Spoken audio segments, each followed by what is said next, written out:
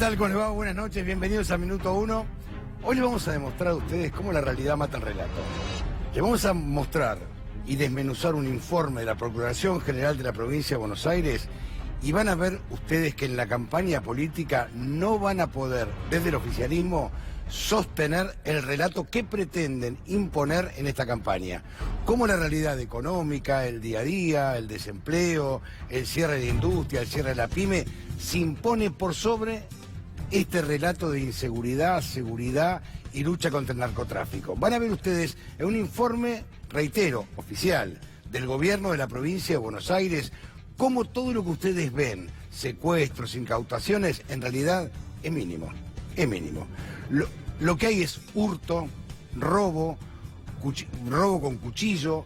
Irina Hauser. Irina, ¿cómo te va? Buenas noches. Hola, muy buenas noches. Lo que vamos a conocer hoy son los detalles de un informe de la Procuración General de la Provincia de Buenos Aires, es decir, de las fiscalías que reciben y abren investigaciones preparatorias, como se llaman, y que muestran que entre el año 2017 y 2018 te vas a llevar una sorpresa por cómo aumenta el delito. Es raro que haya estadísticas de delito, esta es muy importante. Lo que muestra como número global es un crecimiento del 6,6% del delito en general, pero en el análisis desmenuzado lo que vamos a encontrar sobre todo es el aumento del delito callejero. Los robos y hurtos, estos delitos que son por lo general producto de la pobreza, de la marginalidad. No son los únicos delitos que aumentan, también se han incrementado de otro tipo, que hay que analizarlos, ¿no? Como por ejemplo el famoso narcomenudeo. Así que después vamos a estar mirando dato por dato cómo aumentó el delito entre 2017 y 2018 en la provincia de Buenos Aires y por qué es falso esto de que ha mejorado la situación de seguridad. Por eso está bueno que ustedes que están ahí, nos están viendo, empiecen a preguntarse por qué el gobierno, las actuales autoridades creen que, reprimir el delito es represivo. No.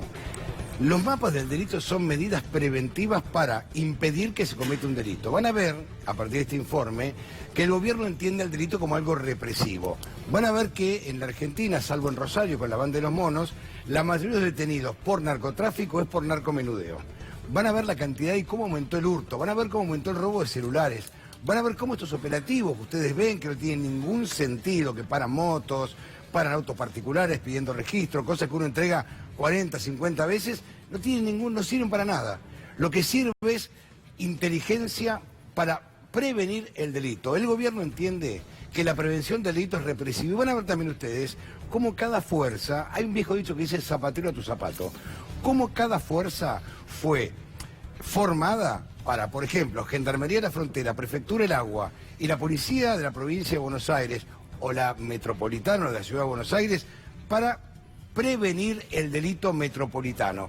Y al mismo tiempo se van a dar cuenta por qué es la importancia, como se decía en algún momento, de crear una policía metropolitana que cubra lo que es los límites entre Vicente López, General Paz, Avellaneda, Puente Pueyrredón.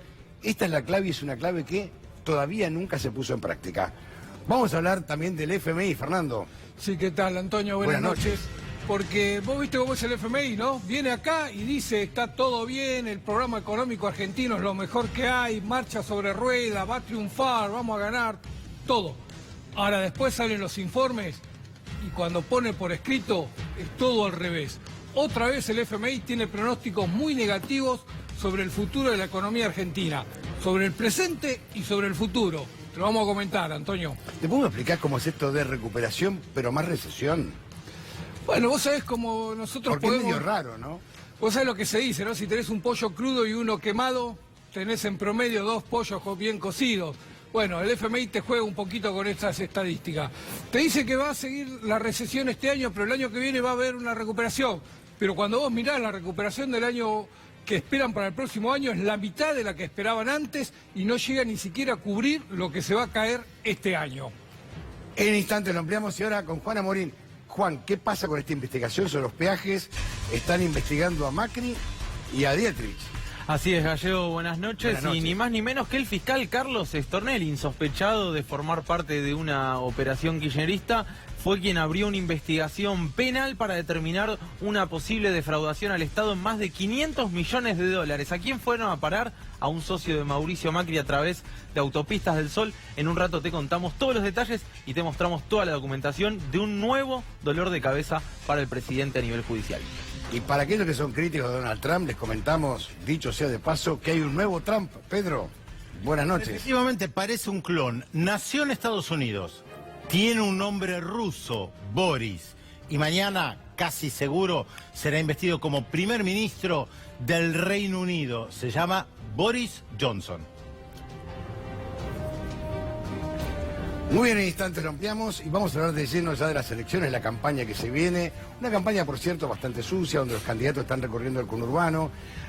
La diferencia es que el candidato, Alberto Fernández, concurre a cuanto programa lo invitan.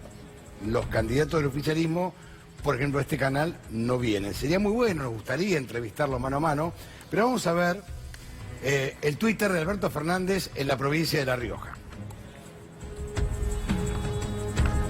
Twitter de Alberto Fernández.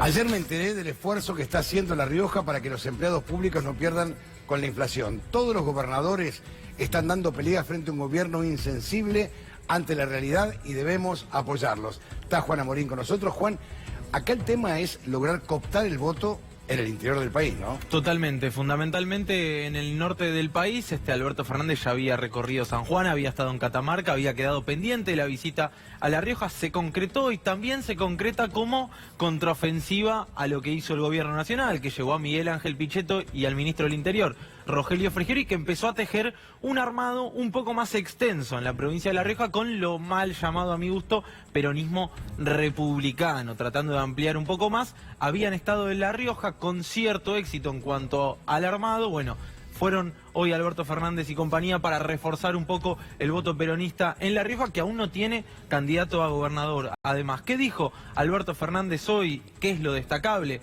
Que va a formar una sociedad junto a los gobernadores del norte argentino. Por supuesto, Sergio Casas está incluido allí y se viene una recorrida del precandidato presidencial del Frente de Todos y Todas por distintas provincias. Va a estar en Santa Fe también esta semana y va a recorrer, se estima, distintas provincias que representan un 21% del padrón electoral. Recordemos que en algún momento Cambiemos había intentado que Zulemita Menem sea candidata a diputada nacional, que ella lo rechazó. Exactamente. Bueno, hoy está armando junto a Jorge Lloma en la provincia de La Rioja con un Pichetto bastante metido allí. Por eso también Alberto Fernández advirtiendo que necesita el peronismo una diferencia interesante en el interior del país, sobre todo en esas provincias, fue también a reforzar un poco el armado y a tratar de bajar los ánimos puertas adentro, porque todavía, insisto, La Rioja al día de hoy no tiene candidato, luego que la Corte Suprema impidiera la candidatura a la reelección de Sergio Casas. Ayer estuvo Alberto Fernández con Joaquín Morales Solá. Te invito a compartirlo. ¿Lo escuchamos? Dale. Sí, claro. Por eso le pregunto, ¿qué haría usted como político? No, usted me dice que su prioridad va a ser resolver los problemas económicos, sobre todo de la gente. Y yo veo que la Argentina, con Macri o con usted, después del 10 de diciembre, va a tener problemas. Y claro, todos los que va a dejar Macri. Claro. Bueno. Sí, dígalo, porque hay... No, y todo lo que en su momento también... No, todo lo que dejó Macri, no. Dígalo y seamos justos, Joaquín. Seamos justos. Pero es que no me puede hacer decir la mitad de la verdad, pero la mitad de la verdad... Quiere que partamos la verdad. Mire, Cristina dejó 3 problemas en la Argentina, en la economía argentina. El cepo, la inflación y el déficit fiscal. Bueno, no es poco, ¿eh? Ok, revisemos. El cepo, ¿cómo lo resolvió Macri? Lo levantó. Irresponsablemente el primer año tuvo 40 puntos de inflación. ¿Cómo resolvió la demanda de dólares que el cepo evitaba? Empezó a tomar deuda. ¿Cómo terminamos? Con la soga al cuello. Endeudado el 95% del PBI. Cristina le dejó 25 puntos, 26 puntos de inflación, dicho por un promedio de 2% mensual. Ok. ¿Cuánto estamos? En 55. ¿Qué tiene que ver Cristina en esto? Cristina le dejó 1.8, en algún caso, en otro caso 3 puntos, según usted lo toma, de déficit fiscal. 1.8 es lo que dice el INDEC no yo, el INDEC actual. Tenemos más de 6 puntos de déficit fiscal. 6 puntos, Joaquín. ¿La culpa de Cristina? Joaquín, por favor, seamos serios. El gobierno acaba de decir que el déficit ha cumplido la meta con el Fondo Monetario. El déficit primario. Pero el déficit fiscal no es el déficit. Bueno, porque tiene que pagar la deuda. Claro, pero yo le estoy diciendo que Cristina tenía 1.8 de déficit fiscal, no déficit primario. Y yo protestaba. 6,5 puntos no va a dejar Macri. Ahora, usted me confunde. Pero usted no ve nada, ¿usted se dio cuenta de lo que pasó? No se dio cuenta. Le pregunto, ¿usted se dio cuenta? Usted me confunde porque la mayoría de los economistas dicen acá en este programa que Cristina dejó un déficit de 7 puntos. Eso no es lo que dice el INDEC de Macri, que además hizo correcciones sobre las cuentas públicas. No es lo que dicen. Qué bueno sería que estábamos repasando con Lautaro Mailín y los compañeros acá de C5N la nota que le había hecho Joaquín Morales Solá a Mauricio Macri, ¿no? Cuando lo felicitaba por el G20, le preguntaba por Julián Aguada, Macri decía qué buena pregunta. Qué bueno sería que, reitero, y invitamos a los candidatos, a María Eugenia Vidal, a los candidatos del oficialismo que vengan, y que a Miguel Ángel Pichetto, que vengan y que charlemos, pero de igual a igual, pero no vamos a preguntar con esta agresividad, no. Vamos a ser mucho más amigables, le vamos a preguntar de verdad, por ejemplo, por el desempleo, el cierre de las pymes, ¿cómo hace un jubilado para llegar con 11.528 pesos? Me encantaría preguntarle a mí, por ejemplo, al presidente Macri, si él llega a fin de mes con 11.528 pesos, ¿y por qué tiene que llegar un jubilado? Si él no puede llegar. Preguntarle también por qué un laburante que cobra 20.000 pesos y alquila 8.000 pesos, por él un monoambiente, puede llegar a no llega a fin de mes, y por qué él, si él podría vivir con 20.000 pesos, por ejemplo. Me encantaría preguntar a Pichetto, preguntarle a usted que es peronista, ¿no? Y siempre supuestamente defendió el salario, ¿por qué no defiende las jubilaciones? Porque, digamos, hoy en día hay jubilados que cobran 7.500 pesos. ¿Cómo hacen para llegar a fin de mes? Preguntarle si consume remedios y cómo hace el común para consumir remedios que cuestan entre 300 y 500 pesos. ¿Cómo hacemos? ¿Cómo hacemos para... Tanto critican lo que dijo la expresidenta Cristina Fernández de Kirchner, ¿por qué todos los argentinos estamos optando por las segundas marcas? Coincido con la gobernadora, qué bueno que las pymes tengan ley de góndola, pero no tienen ley de góndola. Los supermercados están obligados a poner los productos de segundas marcas porque nadie compra los de primera marca, pues son impagables. Y también preguntarle, Juancito, y a Fernando Alonso, ¿cómo puede ser que en un país, ¿no?, como la Argentina, 1 litro de leche cueste más caro que 1 litro de nafta? No hablemos de la premium, Fernando, hablamos de la super. Bueno, vos sabés que tradicionalmente un litro de leche, 1 litro de nafta valen $1. Con lo cual, si la leche está más cara, significa que el dólar se te está atrasando. Y es una factura que siempre paga, ¿eh? Siempre 1 litro de leche termina valiendo $1 en la Argentina. Así que en algún momento vas a tener ese ajuste. Pero vos recién hablabas de las segundas marcas.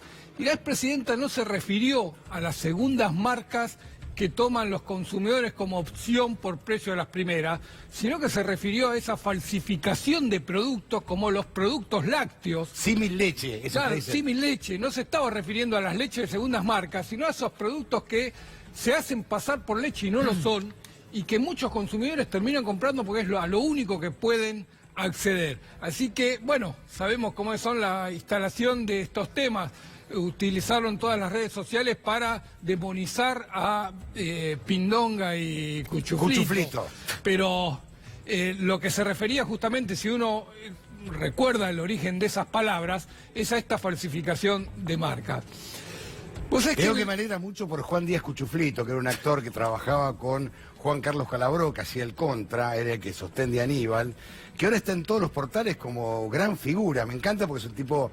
Una reivindicación a Cuchuflito. De 80 años, que lo habían dejado de lado, obviamente, como siempre, tenés más de 70, te dejan de lado, y lo ha reivindicado la expresidenta, la senadora, ¿no? Ahora, fíjate qué curioso, Gallego, que cuando Alberto Fernández logra hablar de la gestión de Macri, no es a partir de una pregunta que le hace el periodista, el colega, sino a partir de una pregunta sobre Cristina que termina llevando a la situación de Macri. Nadie habla de la herencia que va a recibir el próximo gobierno, que es terrible, digo, que es Fondo Monetario Internacional, una deuda cuyo 90% está atado al Producto Bruto Interno, una pobreza con 4,5 millones de personas nuevas adentro de ella gracias a esta nueva gestión, un desempleo en 2 dígitos, la cantidad de pymes que han cerrado, el industricidio, digo, todas esas cuestiones no se preguntan en los reportajes que venimos viendo, el de Mario Pereira, el de ayer. ¿Sabés qué pasa, Juan? Cuando se cae el relato, ahora cuando con Irina Hauser desmenucemos este informe de la Procuración General de la Provincia de Buenos Aires, cuando se caiga este relato, la única que va a quedar es profundizar la grieta.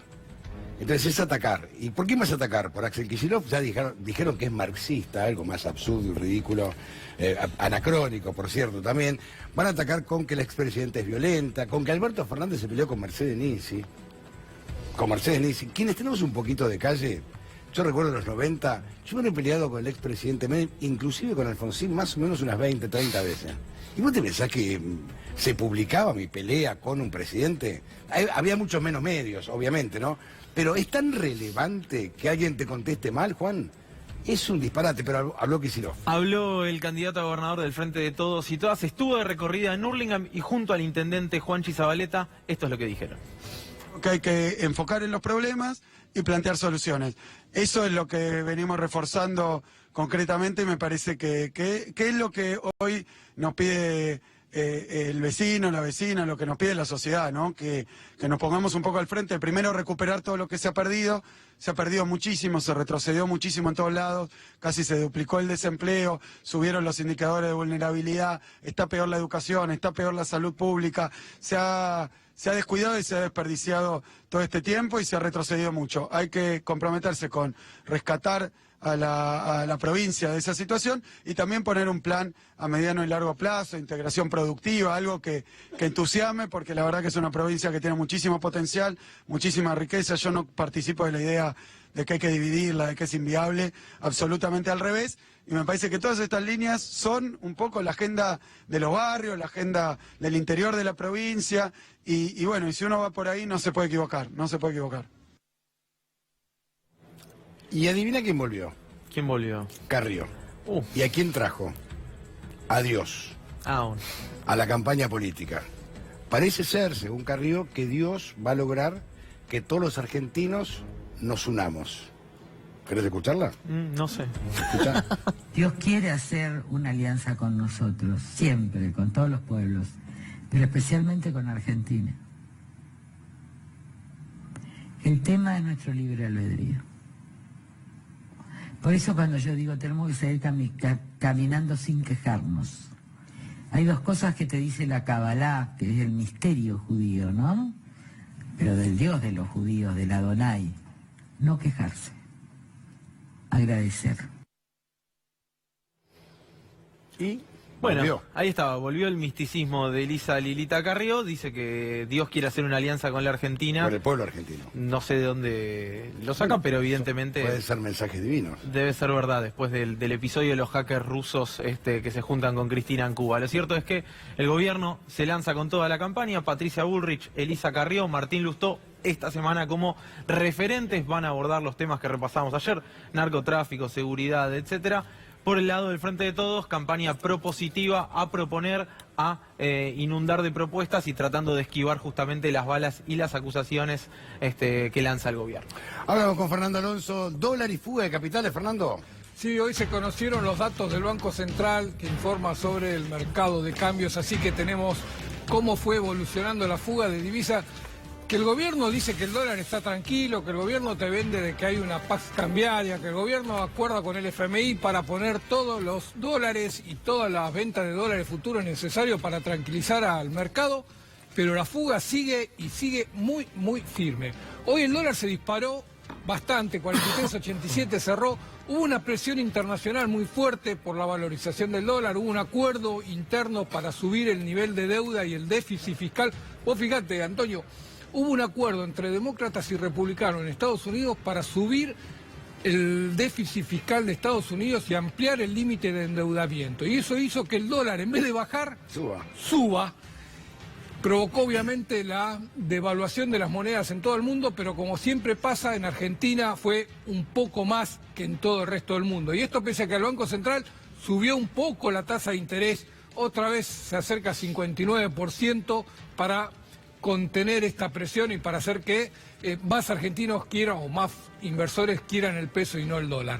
Pero se conocieron los datos de fuga de divisas y se sostiene muy fuerte todavía en el mes de junio. Ahí tenemos los números, 1.349 millones en junio fue la fuga de divisas, 10.881 millones acumula este año y desde que Macri llegó en diciembre de 2015 al poder, se fueron del país 72.234 millones. Es mucho Uno más dice, que el crédito del fondo, lo que vimos el fondo. superó, 20.000 es millones mucho más que los dos gobiernos de Cristina y el gobierno de Néstor, Acá es son mucho más de 20.000 los 12 millones de años. dólares más que el préstamo del fondo. Sí. Uno dice se fueron del país. Lo cierto es que muchos de esos dólares pueden estar en el colchón, en la caja fuerte, en una caja de seguridad. Es decir, están fuera del sistema, no necesariamente se fueron físicamente del país. Muchos sí, otros están guardados en el gallinero, como en alguna ocasión se descubrió pasado mucho tiempo. Con alguna bóveda en la Patagonia enterrada, vaya a saber uno, ¿no? No, estos son nuevos, ¿eh? No Estos es la son idea, nuevos. pues van a buscar dólares por toda la Patagonia. Estos son nuevos. Y esta fuga tan importante, mirá vos, en junio, de los que se vendió dentro del sistema, de los que se vendió y compró y vendió dentro del sistema, el Tesoro vendió 2 de cada 3 dólares. 1.080 millones puso el Tesoro, 581 millones puso el resto del sistema financiero. Es tremendo, sin los dólares del Tesoro, estos se venden a un promedio de 60 millones por día, son dólares que giró el FMI y que el Tesoro está vendiendo 1.080 millones a lo largo de todo junio. Sin estos dólares del Tesoro te das cuenta cómo se dispara todo esto. Y este es un número muy interesante. 144 millones llegaron como inversión extranjera directa. 144 millones de dólares en junio. ¿Sabes cuántos se fueron? ¿Cuánto? 1.410 millones de estos fondos golondrina que vienen, apuestan al peso, hacen tasa con el Banco Central y cuando ven que está un poquito turbia, pum, vuelven a convertirse a dólares y se van. Como no hay ningún límite para entrar y salir del país, como pueden ingresar y salir libremente todos estos fondos especulativos, pasa esto. A la pequeña señal de que no les gusta algo, se van. Y se van 1.400 millones en el mes de junio. 144 fue lo que llegó como inversión directa. No hay brotes verdes, pero se alimenta la fuga de divisas. Está junto a nosotros Hernán Lecher y Andrés Aciaín, economistas ambos, bienvenidos, gracias por venir. La pregunta del millón, a ver, les pregunto a ustedes, ¿no? Fíjense que la economía neoliberal que implanta siempre la Argentina, Martínez de Oz, etcétera, va siempre a contramano hasta inclusive el mismo liberalismo. Es algo re loco. Porque uno dice, a ver, Trump parece más peronista que Pichetto. O sea, es algo muy loco. La Argentina ha liberado la tasa de interés, por ejemplo, y ha destruido la industria, ha destruido el empleo, el salario, las jubilaciones. Es algo insólito, el consumo. Ha caído el consumo en shopping, en supermercados, en todas partes. Quien quiere empezar, que empiece. Cualquiera, total. Sí, me parece, si quieren empiezo, la pregunta del $1.000.000, ¿no? Que Bueno, estamos hablando. claro, ganáramos. Sí, ojalá ganara. Me que parece no que se tiene que fugue. ver con nuestro lugar en el mundo, ¿no? Somos un país dependiente, colonial, del tercer mundo. Entonces, en Argentina, el liberalismo que por ahí para alguna potencia, que yo en este caso ya no más Estados Unidos, que ahora se vuelve proteccionista justamente por perder peso relativo frente a China. Pero bueno, el liberalismo en Argentina es una política que no fomenta el desarrollo, salvo de algunos sectores, más ligado al sector primario exportador, y no es la política para el desarrollo productivo de la amplia mayoría. Entonces me parece que tiene que ver con nuestro lugar en el mundo. Las últimas 3 experiencias liberales, vamos a decir la dictadura militar, el menemismo continuado por el gobierno de la Alianza y ahora el macrismo, que intentaron la utopía de recrear esa Argentina del granero del mundo, exportadora, insertada en el concierto internacional, terminaron tristemente en una aventura especulativa de corto plazo. Esto da una idea de que el lugar que tiene el mundo para la Argentina de hoy no es ni siquiera el del gran proveedor de materias primas, sino un lugar donde vienen los bancos, especulan, saquean bestialmente y las tasas de rentabilidad son tan extraordinarias que se llevan que ni siquiera el sector primario exportador puede aguantar esa tasa de extracción de riqueza, ¿no? Que en algunos casos, me acuerdo del primer año y medio de gestión de Macri, con las LEVAC, algunos bancos internacionales llegaban a llevarse un 20% en dólares, era la mayor rentabilidad del mundo. Una locura. No hay economía que aguante. O sea, ese nivel de especulación no hay economía que aguante. Creo que esto tiene que poner en reflexión a los sectores liberales de la Argentina, de por lo menos repensar su estrategia, dado el contexto internacional. No puede ser vamos muchachos, hagan lo que quieran los mercados, hay que generar una política mínimo de, digamos, de regulación de los movimientos financieros, un endeudamiento que tenga en todo caso una orientación productiva con capacidad de repago y sustentabilidad. Creo que en eso ha habido un fracaso de la política neoliberal, pero que también nos debe llevar a quienes creemos que Argentina tiene que desarrollar la fuerza productiva también a replantearnos las estrategias. La Argentina tampoco es hoy la Argentina de la época de Perón, el proceso de industrialización choca contra las restricciones de una Asia industrializada, con condiciones laborales muy graves, en términos de explotación laboral, y tenemos que repensar las estrategias. Creo que tanto el movimiento, lo que es los dos proyectos políticos de Argentina, el liberalismo como quienes comulgamos con un proyecto más popular y de ampliación de las bases, tenemos que repensarnos para salir de este atascamiento. No puede ser una campaña en que nos echemos la culpa quién hizo peor las cosas, no. Tenemos que ser una campaña en que propongamos quién va a superar mejor las cosas para tener un futuro para todos los argentinos. Hernán, no, vamos a usar después una placa de consumo, que la va a saludar Fernando. Bueno, no, quería decir esto, digo, estamos sobrevolando un problema recurrente, lo decía Andrés, Fernando hace un ratito, en la historia argentina, que es la escasez de dólares. A ver, ¿y qué pasó? Pasó que el año pasado tuviste una devaluación significativa, eso le quitó un poquito de presión a la demanda de dólares, pero la verdad que volvemos a un escenario muy parecido al previo de la devaluación del año pasado. Es más, el tipo de cambio real multilateral hoy en la Argentina es similar al de mayo de 2018. Mayo de 2018, es decir, todo lo positivo de la devaluación prácticamente está erosionado. Repaso, la fuga, recién lo mencionaban, los niveles son muy similares a 2017, levemente por debajo de 2018, con lo que significó 2018. La liquidación de la cosecha es el peor primer semestre desde 2010 para acá.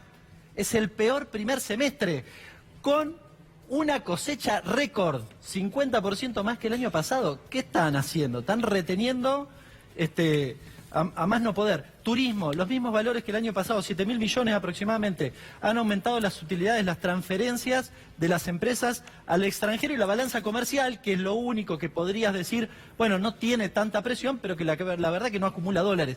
Todo este escenario en el marco de, digamos, un modelo estructural de liberalización. Yo repasaba acá, fíjate, el cepo lo elimina el 16 de diciembre de 2015. Y desde ese momento hay una sucesión de eliminaciones, de regulaciones de todo tipo.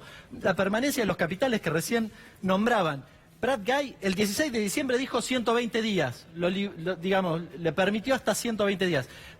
Duhovne, en 5 de enero del 2017, directamente eliminó el plazo de estadía de los capitales en la Argentina. Bueno, ni que hablar de la liquidación de la cosecha.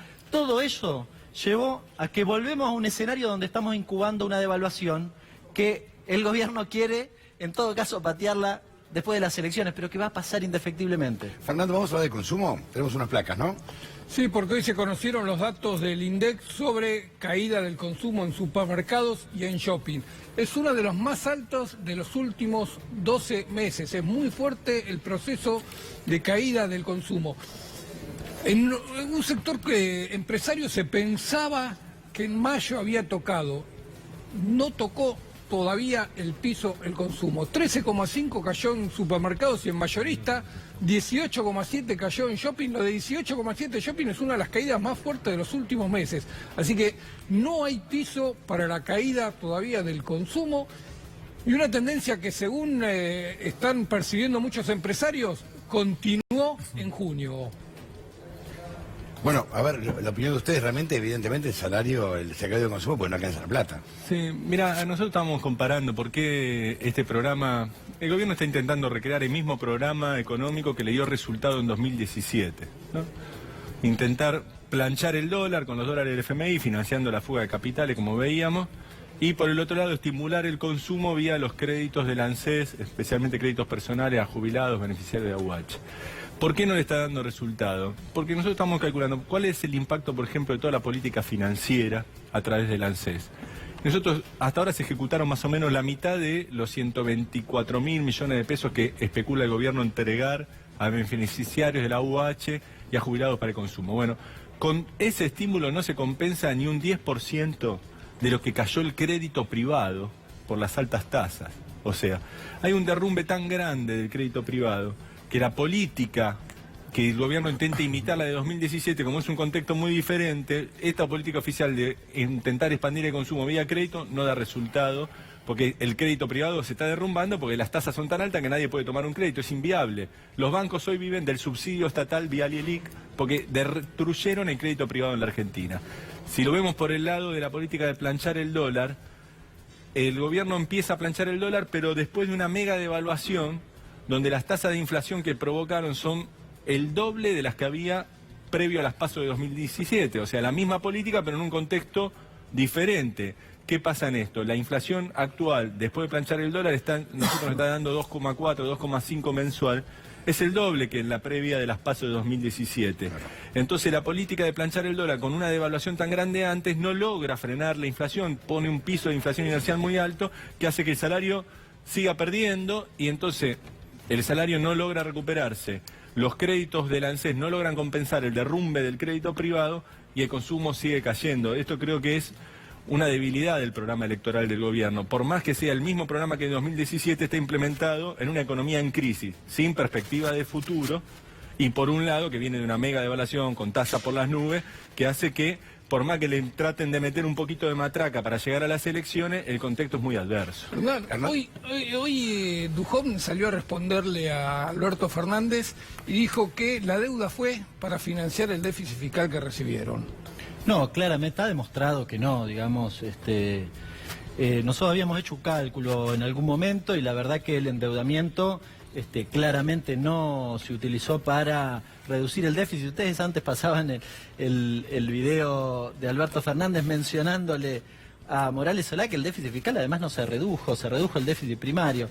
Yo, si me permiten, quería agregar en esto de la caída del consumo una postal de corte social, si se quiere. Nosotros acabamos de publicar un informe que tiene que ver con ferias y trueques que lamentablemente han vuelto de manera muy intensa en nuestro país. Repasaba algunos datos. Mira, la mitad de la gente que participa en las ferias dice que lo hace por la crisis económica.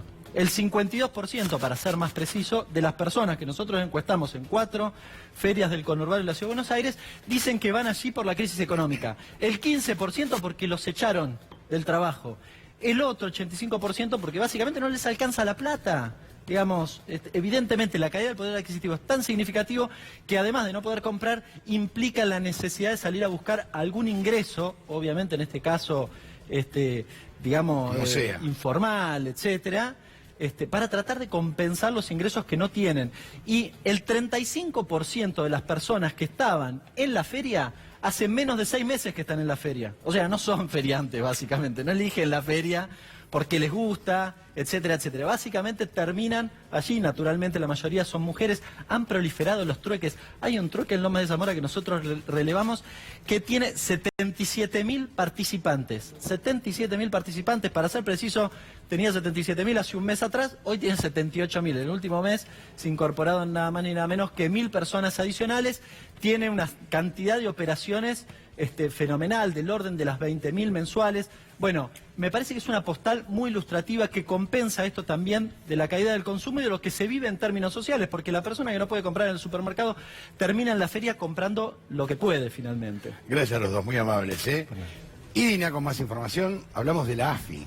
Ayer contábamos que la Agencia Federal de Inteligencia presentó una nota en la bicameral, que es la que fiscaliza estas actividades. Gustavo Arribas, Silvia Magdalani, lo que hicieron fue decir básicamente que desconocen o que por lo menos rechazan la acordada de la Corte Suprema que fijó criterios y límites en las escuchas telefónicas, en las escuchas que este año hemos conocido un festival de comunicaciones privadas que han sido difundidas en distintos medios. ¿Qué sucede a partir de esto? 2 integrantes de la comisión bicameral, estoy hablando de un diputado y un senador opositores, Rodolfo Tailade y Leopoldo Moró, han respondido duramente a esta nota enviada por Gustavo Arribas y Silvia Magdalani, que además, entre otras cosas, dicen que la AFI se niega a ser investigada y a dar explicaciones acerca de lo que pedía la Corte, que es saber si hacen o no hacen espionaje ilegal. Vamos a ver algunos tramos de esta nota que envían Tailade y Leopoldo Moró, pidiendo además que se reúna la bicameral de una buena vez por esta cuestión. Hasta el día de hoy, dicen, como miembros de esta comisión, no hemos tomado conocimiento de ninguna acción dirigida a dar cumplimiento a lo solicitado por la Corte Suprema. Lo que pidió la Corte es eso, que se esclarezca si la Agencia Federal de Inteligencia hace inteligencia criminal por fuera de lo que le ordenan los jueces. ¿Qué más dice esta nota? Las manifestaciones de Arribas han quedado refutadas por la realidad que a lo largo de estos meses se encargó de poner en evidencia la intervención de la AFI en numerosos casos que han tomado visibilidad pública. Estamos hablando, dan algunos ejemplos, como el caso del juez Carzoglio, que hemos hablado aquí reiteradas veces, que recibió a 2 agentes en su despacho, a 2 agentes de la AFI, con una orden escrita, una especie de borrador, con la orden de detención de Hugo y Pablo Moyano, a lo que se negó. Esto... Una apretada tremenda. Una apretada fenomenal. También la apretada contra el juez Sebastián Casanelo, que seguía la causa de lavado de dinero contra Lázaro Báez, a quien intentaron armarle una causa, después todos terminaron imputados por falso testimonio. A estos tipos de casos es que se refiere el escrito de Tailade y de Leopoldo Moró. ¿Qué más dice? El rol de la AFI, el rol que la ley otorga a la AFI, ha sido tergiversado y vulnerado por la actual conducción a cargo de Arribas y Magdalani.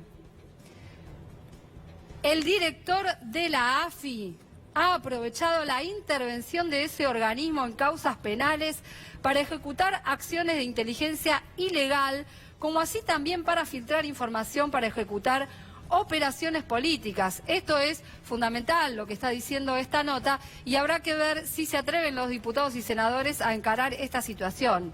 Y por último, solicitamos que de forma urgente se convoque a una reunión plenaria para dar tratamiento a la nota remitida por AFI.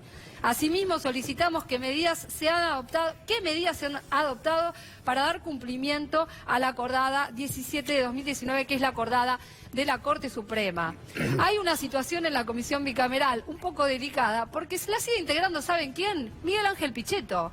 Esto trae algunas ¿Pero por qué ripideces partido político? internas. Bueno, ese es el problema. Y esta es una de las complicaciones que tiene para reunirse la bicameral, no solo la delicada situación que evidentemente plantea esta cuestión alrededor de la AFI, que evidentemente no quiere dar además explicaciones de nada.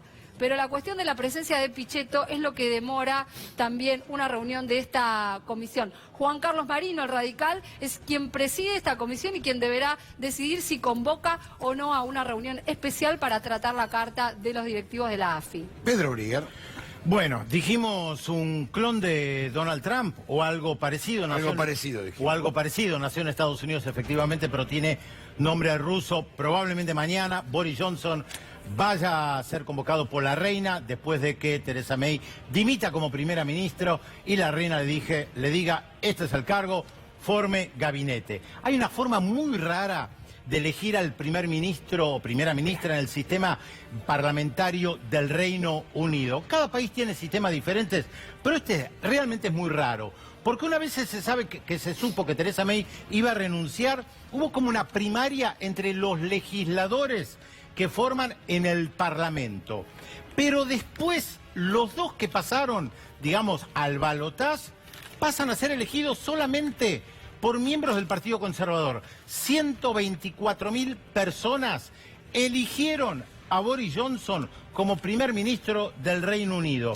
0,2% del electorado de 47 millones. Es realmente muy raro, de la misma manera que él es raro, con tantas apariciones excéntricas, se puede decir, que ha tenido Boris Johnson. Ahora bien, él fue periodista, lo echaron de un diario por mentir, fue parlamentario, fue alcalde 8 años de la capital Londres, fue ministro de Relaciones Exteriores, pero lo más importante en los últimos tiempos, que dijo que hay que llevar adelante un Brexit, esto es la salida de la Unión Europea a toda costa. Entre otras cosas, porque quedarse en la Unión Europea implica estar pegadito a Turquía. Sí, expresiones racistas. Y en esto hay mucha sintonía con Donald Trump, no cabe la menor duda. Por eso dicen que es una persona sin moral, sin principios y que miente bastante seguido. Ahora, seguramente hay algunas de las personas que nos están mirando dirán, bueno, pero se va a moderar, igual que Donald Trump y como Bolsonaro. ¿Por qué lo haría? Si al final el negocio de Trump y de Bolsonaro justamente es no moderarse, es seguir demonizando a los extranjeros, seguir utilizando expresiones racistas respecto de las minorías raciales y sexuales, seguir acusando a sus adversarios de traidores, como decía Donald Trump, que Obama no había nacido ni siquiera en los Estados Unidos, y Bolsonaro hace lo mismo que Boris Johnson, lo mismo que Donald Trump. Hoy, hace horitas nada más, Bolsonaro inauguró un nuevo aeropuerto. Se refirió a algunas ONG que tratan de mantener un cuidado del medio ambiente y dijo que siente repugnancia por quien no es brasileño. Sí, palabras textuales, de Bolsonaro. Ahora bien, si no se critica, si no se denuncian las expresiones racistas de Bolsonaro, de Trump y de Johnson, se las avala, Acá ya no estoy hablando como analista de política internacional. Yo soy judío, que mis padres emigraron, se fueron expulsados de la Alemania nazi. Para mí esta no es una cuestión menor, Nunca cambié mi apellido, ni traté de hacerlo gallego, ni nada por el estilo como algunos colegas. Brigger, judío, de acá a la China, siempre. Y no se pueden tolerar las expresiones racistas. Hay que salir a denunciarlas. Vengan de Trump, de Boris Johnson o de Bolsonaro. Si no, se las avala.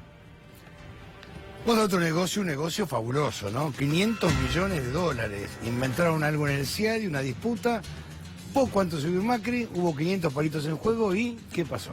El curro de los peajes. Todos los caminos, o en este caso todas las autopistas, conducen a Mauricio Macri. No hay vuelta que darle. Siempre detrás de cada uno de los negocios, de los acuerdos espurios que ha hecho el Estado, está beneficiada la familia Macri. Es realmente impresionante. Hace más o menos un mes, un poco más de un mes, nosotros mostramos en este programa, junto a Gustavo Silvestre, una denuncia que habían realizado los diputados Tailade y Leopoldo Moró en la justicia penal sobre un negociado de autopistas del Sol de la mano de Alberti, sociedad anónima, propiedad del presidente del Real Madrid, Florentino Pérez. ¿Quiénes eran los involucrados de esa denuncia? Para contarte ahora sí las novedades. Los involucrados eran Mauricio Macri, el presidente, Guillermo Dietrich, en su calidad de ministro de Transporte. Me dijeron que está tambaleando Dietrich. Y es que viene coleccionando denuncias, la verdad. Javier Iguacel, en su calidad de, en ese entonces, director de Vialidad Nacional. Y la vicepresidenta Gabriela Michetti, porque puso una firma donde me parece que no tendría que haberla puesto, siguiendo consejos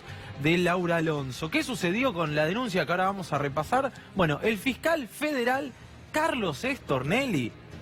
El rebelde. El rebelde, el que se junta con Mauricio Macri, el amigo personal del presidente Mauricio Macri, decidió impulsar la denuncia, abrió una investigación penal para determinar si hubo una administración fraudulenta en perjuicio del Estado por parte de Autopistas del Sol, firma que supo pertenecer a los Macri hasta 2017. La cifra polémica, la cifra de los millones. Fíjate cuántos bolsos de José López vendrían a ser. 500 millones de dólares son los que pagó el Estado. 9 palos José, 50 bolsos más. Bueno, rapidísimo para las cuentas, yo. ¿Qué pagó el Estado sin instancia de revisión alguna para evitar una supuesta demanda de Autopistas del Sol ante el CIADI? ¿Cuáles son las medidas que solicitó el fiscal federal Carlos Stornelli, que va a tener que investigar a su amigo Mauricio Macri por decisión propia? Requirió el secuestro de todos los antecedentes de los contratos de concesión de los accesos desde su adjudicación y además pidió el expediente... Esto fue en el 92, creo que se adjudicaron, ¿no? En época de Carlos Menem. Sí, en la época de Carlos Menem, correcto. Además pidió el expediente originado en la presentación administrativa de Abertis, claro, el 11 de agosto de 2015 y de los procedimientos que derivaron en el dictado de los decretos 607-2018. Teníamos una línea de tiempo o sea que le pagaron para que no prosperara la demanda ante el CIADI, que debe ser mucho mayor, uno imagina, ¿no? Bueno, vamos a ver la línea de tiempo que refleja un poco qué es lo que sucedió en este caso. 11 de agosto de 2015, un día después de las PASO, Autopistas del Sol, de buenas a primeras, se presenta y formaliza un reclamo de 1.100 millones de dólares. Presten atención a este negociado porque es, al igual que en el caso de los parques eólicos, directamente pornográfico. 1.100 millones de dólares por supuestos atrasos tarifarios que venían desde la devaluación, claro, posterior a 2001. Claro, con la caída de la Rúa, Dualde devalúa. Si aumentaban los peajes al ritmo de la devaluación, los peajes iban a valer cifras ridículas para los argentinos y argentinas por la devaluación. Nadie iba a poder subirse a una autopista con el auto. 7 de diciembre de 2015, después del triunfo de Mauricio Macri, a pocos días de su asunción, ¿Qué hace? Ni lerdo ni perezoso, Alberti, Sociedad Anónima de Florentino Pérez, socio del grupo Macri, todavía, recordemos, Autopistas del Sol, un buen porcentaje lo tenía Sogma. Presenta una demanda ante el CIADI, que es el Tribunal Arbitral del Banco Mundial, diciendo: no pude avanzar con mi reclamo, vos supuestamente tenés que agotar instancias en el país antes de presentarte a un tribunal internacional. Acá faltaban 3 días para que asuma Mauricio Macri como presidente. Socios. Albertis y Mauricio Macri, socios. Van ante el tribunal del Banco Mundial. ¿Qué sucede? Meses después. En julio, 7 meses después. Entra Javier Iguacel en escena, cuando no estaba culpando al kirchnerismo de algo, agarra e intima al departamento de legales a hacer una inmediata renegociación integral del contrato, de la denuncia. Sí, había pedido 1.100 millones, Vialidad dice: por favor, estudiémoslo. Negociemos esto. De buenas a primeras nos enteramos que las partes ante el CIADI, el Estado argentino, y la firma socia de Mauricio Macri en Autopistas del Sol, desistían de la demanda. Dijimos, qué raro, ¿por qué desistió de la demanda? 1.100 palos es mucha guita. Vamos a discutirlo, si hubo una devaluación, tenés, digamos, argumentos para pelearlo judicialmente, no se agotó la instancia judicial en Argentina. Bueno, había 500 millones de razones para dar de baja esta demanda. Mirá lo que firmó Gabriela Michetti Gallego, es realmente increíble este caso. ¿Qué sucedió? Siguiendo los consejos de Laura Alonso, Gabriela Michetti firma el decreto 607/18. Recordemos que en esa época a Laura Alonso decía que estaba enamorada de Macri. Bueno. O sea, dijo, vos no firmes Mauricio, lo firme Gabriela. Algo de razón tenía. Ahí está. Ahí está, mirá. Acá el presidente de la Nación se excusó de intervenir en relación al acuerdo de renegociación contractual del contrato de concesión de acceso norte entre el Estado Nacional y Autopistas del Sol, Sociedad Anónima. Se excusa. ¿Por qué? Porque Macri resultaba beneficiado, era uno de los socios de Autopistas del Sol. ¿Y qué sucedió? Gabriela Michetti aprobó el acuerdo integral que había solicitado Iguacel por un monto mucho menor a los 1.100 millones. 500 palos. 500 millones. La mitad. Negocio. Partamos la cosa. Realmente redondo. En la siguiente página está la firma de la propia Gabriela Michetti. Insisto, Macri se excusa. Marcos Peña también está, Guillermo Dietrich. Bueno, por eso están absolutamente todos involucrados. Vamos a ver si te parece el balance de Autopistas del Sol. Dale, pues vos dirás, bueno, se aprobó el acuerdo, pero tal vez no se llevó adelante. No. Ahí está. Proceso de renegociación contractual. Esto es público, digo, para el que lo quiere ir a ver, el boletín oficial es público. Esto está en la Comisión Nacional de Valores, digamos, está todo presentado. Proceso de renegociación contractual que la sociedad, a los fines de posibilitar el acuerdo, aceptó limitar. Ahora, es de un nivel de cachafaz, de caradura que no se puede creer. Pero además no había instancia judicial agotada en Argentina. Nadie en Argentina a nivel judicial, está ahora el diputado que tal vez puede explicar un poco mejor esto, pero nadie en Argentina había dicho si es correcto, no es correcto, revisemos las partes.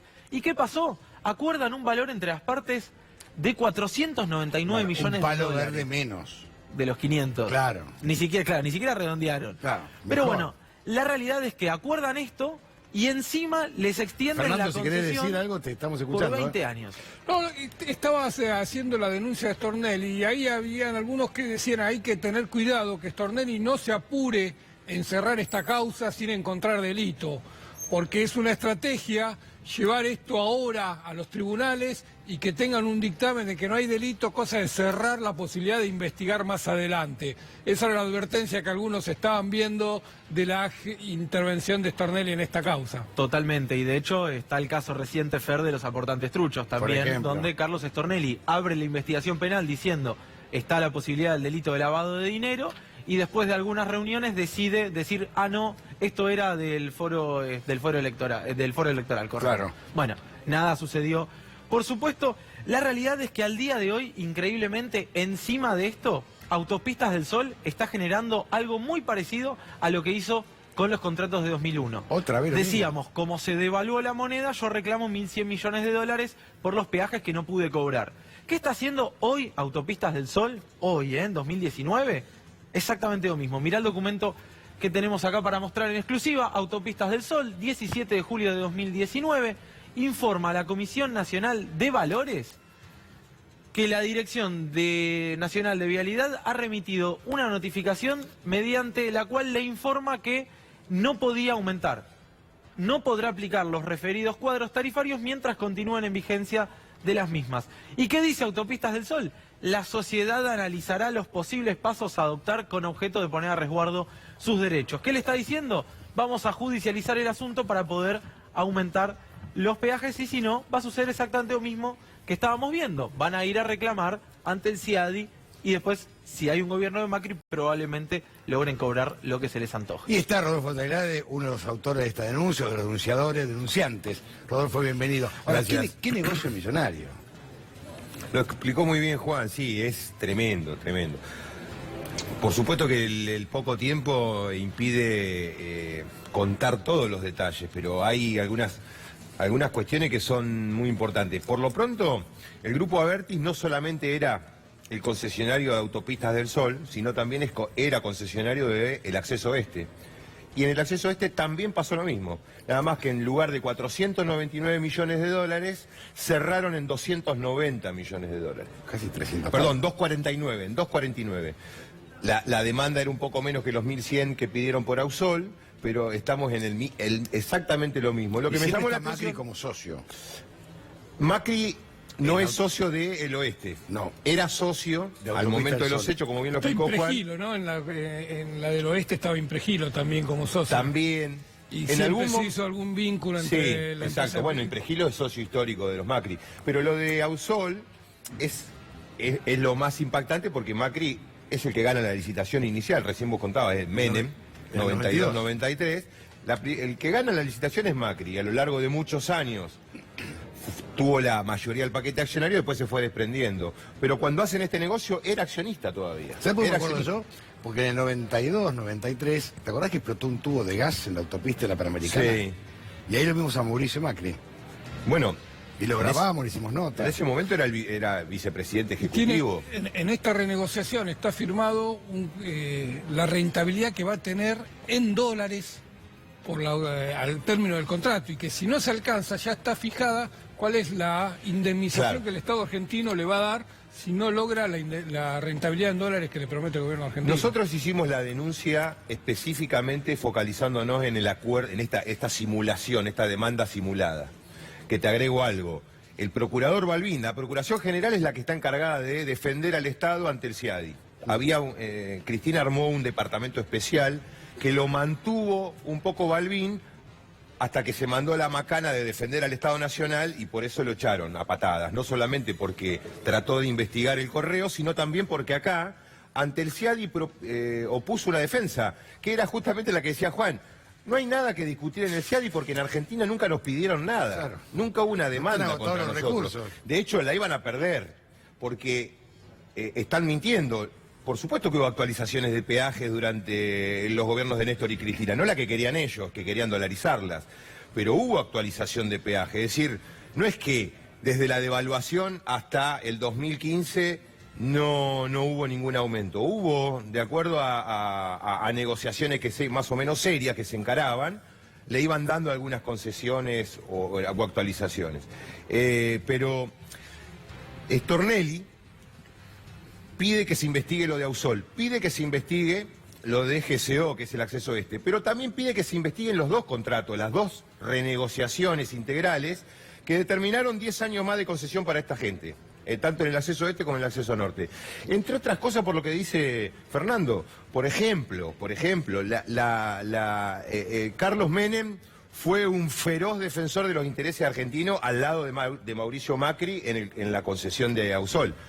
La famosa barrera levantada cuando hay una fila de 4 o 5 minutos. Ya no pasa más. Bueno, eso fue digamos, un elemento que tenía el contrato de Menem. Esto ya no existe más. Pero la otra cosa que es escandaloso es que le garantizan un flujo vehicular.